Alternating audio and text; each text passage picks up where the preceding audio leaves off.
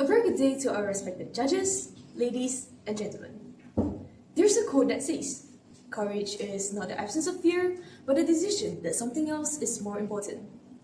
For the longest time, I didn't understand this quote because I truly believed that courage meant not being afraid at all, that brave people never hesitated, that confident people never doubted themselves, but I was afraid. Afraid of speaking, afraid of being judged, afraid of standing in front of people and being seen. So when I asked the question, who am I? I'm not asking it lightly. I'm asking it because for a long time, fear was the loudest voice in my life. There was a time when confidence felt like something meant for other people, something I could admire from a distance, but never claim as my own. I would rehearse sentences over and over in my head, perfect sentences, carefully chosen words, only to swallow them before they ever left my mouth. I had thoughts, I had ideas, I had opinions, but fear always spoke louder. Standing in front of people made my heart race so fast, it felt like it might break out of my chest. My hands would shake, my voice would disappear, and my mind would go completely blank. And every time an opportunity appeared, a familiar voice inside me would whisper, "What if you fail? What if they laugh? What if you're not enough?" So most of the time, I chose to stay quiet. Not because I had nothing to say, but because I was terrified of being seen, of being heard, of being judged for simply being myself. So who was I back then?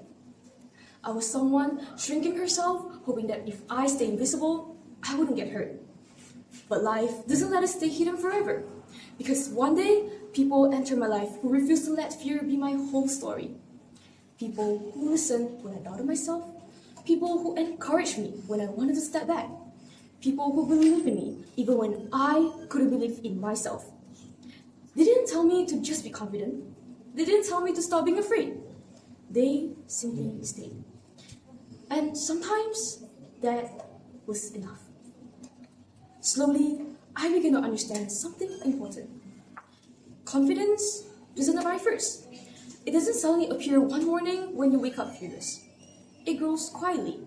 After you try, after you stumble, after you fail, and after you choose to stand up again. I didn't wake up one day fearless. I spoke while my voice was shaking, I stepped forward while my heart was racing, and I showed up, even when every part of me wanted to run away. And with every small step, every uncomfortable moment, every brave attempt, fear lost a little bit of its power.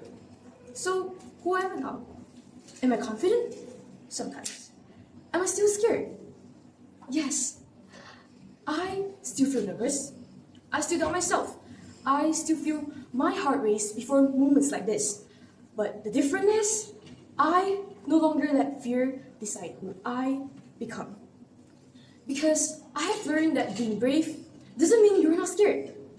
It means you move forward even while your fear is still there. So when I ask myself, who am I? The answer is no longer simple. I'm not just a scared person I used to be, and I am not just the confident person you see today. I am the space between. I'm someone who was afraid, but chose not to stop there. So let me leave you with this. Who would you become if you stopped waiting for confidence and started trusting yourself? Just enough to try.